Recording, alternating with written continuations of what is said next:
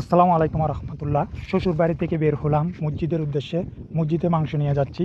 এখানে সামাজিকতাভাবে মসজিদের মধ্যে মাংস দেওয়া একটি নিয়ম। তো যারা কোরবানি দেয় নাই তাদেরকে মাংস দেওয়ার জন্য মাংস মিক্সার করা হচ্ছে। দেখেন আপনারা, এখানে ৭৬ পরিবার বসবাস করে, ৩৬ পরিবার কোরবান দিয়েছে, তাই ওই ৪০ পরিবারের জন্য এখানে প্যাকেট করা হচ্ছে।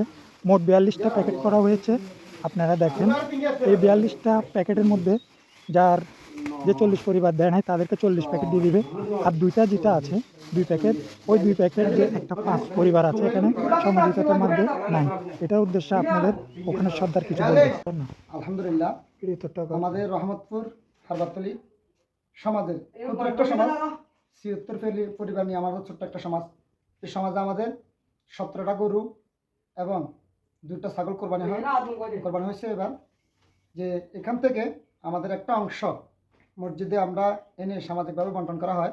যারা কোরবানি করে নাই, অনেক লোক আছে যে গত বছর কোরবানি করছে, এবছর করতে পারে নাই, অথবা কারো বাড়িতে মাংসের জন্য যাবে না, কিন্তু ওই লোকগুলো যাতে, ওদের বাচ্চারা যাতে বঞ্চিত না হয়, এই জন্য আমাদের সামাজিকভাবে আমরা উদ্যোগ নিয়ে প্রত্যেক বছর আমরা এই কাজটা করে থাকি। যে যে যারা কোরবানি করছে তাদের থেকে একটা অংশ নিয়ে আমরা ৩ ভাগের ১ ভাগ নিয়ে আমরা প্রত্যেক পরিবারে যারা কোরবানি করে না সবার মাঝে ভাগ করে দিই।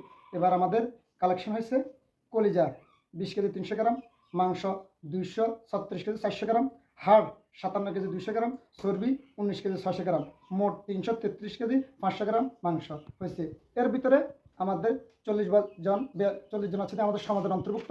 এবারে ৫টা পরিবার আছে কোনো সমাজ অন্তর্ভুক্ত নাই, কিন্তু এরা তো যাতে বঞ্চিত না হয়, ওদের মধ্যে আমরা কিছু পরিমাণ যে ওদেরকে অবশ্যই দেওয়ার চেষ্টা করবো, যাতে ওদের বাচ্চারা যাতে উপবাস না থাকে, ওরা যাতে ঈদের আনন্দ থেকে যাতে বঞ্চিত না হয়। আসসালামু আলাইকুম।